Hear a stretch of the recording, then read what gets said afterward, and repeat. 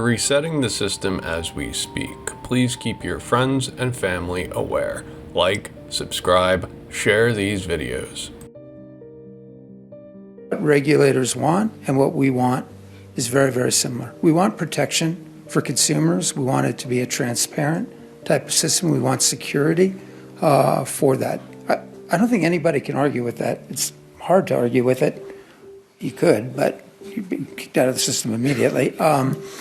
But I think the issue really is what are we trying to regulate and how are we trying to go do that? For instance, again, when I was at Amex and we were doing stress testing, and we were stress testing, what if the housing market collapsed this much and what would happen, et cetera. And I'm like, you know what? Honestly, that's not the next stress that's going to happen. The big next stress is the financial system is going to be hacked for 1 or 2 days, and there's going to be a pandemonium that's going to happen, and that's going to be the stress thing that's going to. It's not what happened; it is probably what is likely to happen going forward, and that wasn't part of the stress test, for instance. I think it's a big oversight because I think. Not to be pessimistic, I think it's likely that something like that could happen in our system. I hope it doesn't, but we face pretty serious opponents out there. Right. The central bankers and politicians that have pumped the debt bubble to maximum capacity will not be accountable for a system freeze. They will never accept accountability. They will point the finger at cyber criminals. Conducting operations against financial institutions and virtual currency exchange houses to pay for weapons and keep North Korea's struggling economy afloat. UN and industry experts are pointing a finger at North Korea for a $281 million cyber theft. KuCoin likely the victim. What are your thoughts, and what's this KuCoin? Well, this is just a continuation of the pattern that we have seen with the North Korean hackers that are using cyber attacks as a means of obtaining financial remunerations. And from the same United Nations report a couple of years ago, United Nations actually reported that North Korea had obtained up to $2 billion worth of cryptocurrencies and other actually real money as well through hacking and Trojan horse attacks and things like that by targeting not just the cryptocurrency exchanges but also real nominal financial institutions such as banks.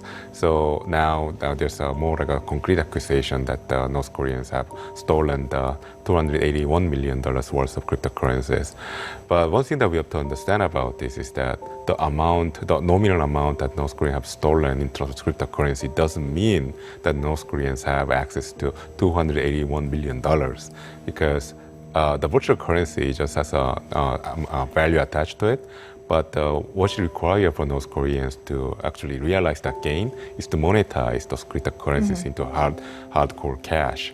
And that's a very difficult obstacle for the North Koreans because a large amount of transactions taking place for North Korea, for instance, is going to flag all the warnings for more major financial supervisory institutions around the world, including China, Russia, obviously with the United States and the European Union. We need a new system to protect us from cyber criminals, a system that enforces sanctions. An open blockchain-based system with digital identities and artificial intelligence watching at all times. Take payments to a next generation. As I mentioned, the modern infrastructure is out. The infrastructure today is outdated. There's a whole modern infrastructure that we can use right now, whether that be smart contracts, whether that be digitizing assets and democratizing access to those, whether that means the ability for people in developing countries to be part of the digital economy. I think there is a ton of opportunity for us to be helpful in creating that next generation infrastructure. There are at least 10 digital assets on the first page of CoinGecko that can improve PayPal's profit margin. Yet they're moving into crypto with retail investors. They were given the green light with Bitcoin, but the banking regulation, the infrastructure, is not here yet. When they have the green light to utilize crypto for payments, what will stop them? And when I saw that the Canadian regulator and the Swiss regulator and many other regulators, that this has happened just in the last 60 days, have opened up to allow a ETF that holds one asset, Bitcoin. Now that's a game changer. There's no question about it. That allows institutions and individuals alike to allocate.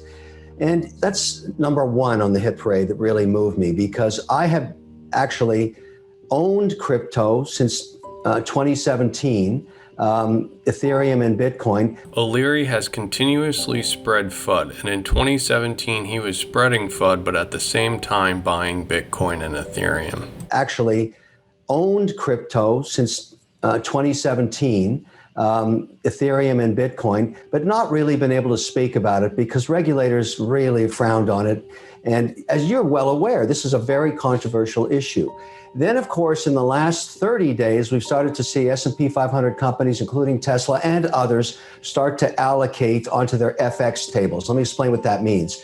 I own an allocation of other currencies. So US, Canadian, Swiss franc, euro, British pound. I can obviously move into more Swiss franc, which has been a rock star stable currency. But at the same time, if the regulator is now opening up to allow me to allocate to crypto, why not? Regulators once frowned on it. It was controversial. Now Tesla and other companies are leaning in, and they're all buying Bitcoin. O'Leary says the regulators are allowing him, so why not? But what he doesn't understand is infrastructure is key.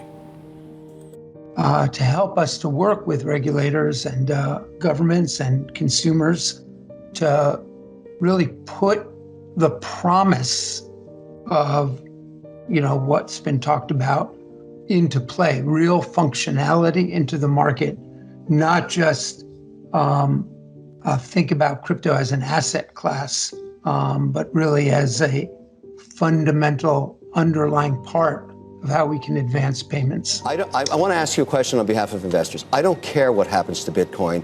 It is not an investable item for me because I can't transfer money without being allied in some ways with drug traffickers or whatever it is, and it's not regulated. Here's my problem. I need to move millions of dollars around the world, okay? And there are hundreds of thousands of people like me that are fiduciaries trying to invest for others, okay? I don't have a vehicle that I can do that with without a tremendous amount of friction. I have to pay banks transfer fees. I get tied up with regulators who don't let me move the money because they're trying to figure out who my customer is, all the rest of that. Your task today, and along with the rest of your colleagues, is to find me a solution for that I can use. I need to move $1 million to London. I need to move $1 million to Mexico, to Canada. It's a nightmare for me to do that right now. You got to fix it. You'd make our economy much more efficient if you could get a Libra-like product that's regulated, that's completely transparent, that lets me move money around the world. So that's the real issue at play here. It is financial inclusion for those that are on the margins where the transfer of money is exceedingly high. O'Leary is well aware of the benefits crypto has to offer, yet he's buying Bitcoin. It wouldn't surprise me if he has slithered into some of these other projects without anyone knowing. You can't send crypto assets through Fedwire. We needed the infrastructure to be reset. One of the things that's been reported now is that other attackers have piled into the same weaknesses during the course of the week last week. After Microsoft warned on this on Tuesday of last week, other hackers now exploiting the same vulnerabilities. All of this makes this potentially worse than that SolarWinds hack back in December, which has been attributed to the Russians. So all of that presents an enormous problem now for the Biden administration as they try to figure out what to do about this. The New York Times yesterday reporting that the Biden White House was considering covert counter strikes on Russian networks. Covert counter strikes. There is a need for an unhackable system. Preliminary indications suggest that the scope and scale of this incident are beyond any that we've confronted as a nation, and its implications are significant. Senator Mark Warner of the Select Committee on Intelligence on Tuesday chaired the panel's first hearing on the massive hack of U.S. government agencies and private companies that was discovered in December. After the hack, SolarWinds was acquired by Silver Lake. You may remember that Glenn Hutchins is a co-owner of Silver Lake, and Glenn Hutchins is an early Ripple investor. Well, I think the government is looking carefully at modernizing the underlying infrastructure. And I think all governments and regulators need to be careful and considered. And that's what I think, our government is doing inside the U.S. Embracing a modern infrastructure, a secure infrastructure that utilizes digital assets. And the institutions have started with Bitcoin. I do not want to own Bitcoins mined in China, because I'm very unhappy with my relationship with the Chinese government regarding my investments there. So I choose not to invest in coin mined there. I do not want to own coin that has a bad provenance. In other words, blood coin, not interested in that. So I have very specific metrics upon which I am going to own coin. The most important to me is to mine it myself. So it's a virgin coin. No one can say to me that you basically mined this and found it from somewhere where they were wasting energy, or they were not carbon neutral, or they came from a country that's under sanction. This is a big deal for me and plenty of other shareholders too. And number one, above all, everybody knows it takes a tremendous amount of electricity to mine coin. I'm not doing it where it's being wasted. I'm going to places, talking to partners that are in places like Iceland and Denmark and Northern Canada, where they don't pay for air conditioning. So there's a lot of this. To get my head around doing this, I've been working for months, but I think my plan is one that anybody would do when they care about the environment. Crypto is being absorbed into Wall Street, and the benefits crypto offers will be taken advantage of by the banks.